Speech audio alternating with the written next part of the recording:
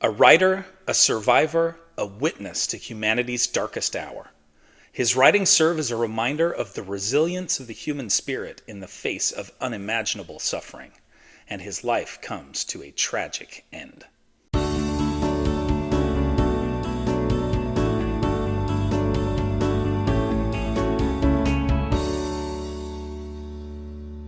On April 11th, 1987, Holocaust survivor Primo Levi dies. Primo Levi is born in 1919 in Turin, Italy, to middle-class Jewish parents. His ancestors had migrated to Italy from Spain to escape persecution. 3 years after Levi's birth, fascist dictator Benito Mussolini comes to power. During World War II, Levi is arrested and sent to the Auschwitz concentration camp in Poland. Of the 7,000 Italian Jews deported to concentration camps, Levi is one of just 700 who survive. Levi feels compelled to tell his story. Just 2 years after the war, he publishes his first book, which chronicles his experiences in Auschwitz. 40 years later, he dies at age 67 from a 3-story fall in the stairwell of his apartment building. His death is ruled a suicide. His legacy lives on through his words, which serve as a reminder of the importance of remembrance and understanding.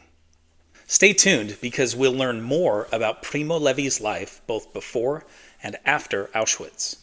We'll also learn more about his first book and some of my personal impressions of it. We'll also talk more about his death and why it remains controversial. Don't forget to check out Today in History in my Teachers Pay Teachers store. There's a link in the description. Before World War II in 1937, 18-year-old Primo Levi begins studying chemistry at the University of Turin. In 1938, Italy's fascist government passes a law barring Jews from attending state-sponsored schools. But because Levi had enrolled the previous year, he is permitted to continue his studies. With the help of a sympathetic professor, Levi earns his degree, graduating with honors in 1941.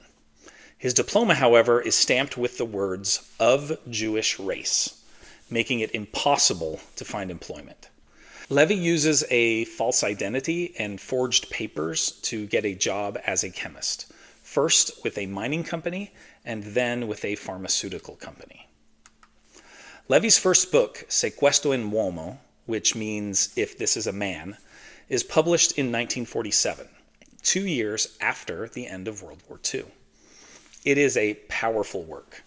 I read it for the first time in a college class, and it profoundly impacted me.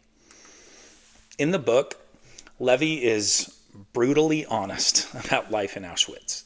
He pulls no punches in describing what it takes to survive and how morality breaks down. He even faces criticism from some Jews who read the book, who feel he has been perhaps too candid. They are concerned that his revelations about the ways some prisoners treated each other to try to survive could potentially paint Jews in a negative light. Ultimately, Levi poses profound questions about what it means to be human. Levi spends the years after the war working at a paint factory and then as a chemist. He marries and has 2 children. Only 2,000 copies of his first book are originally published, but it is picked up by a major publisher 11 years later in 1958, and a revised edition becomes a huge seller.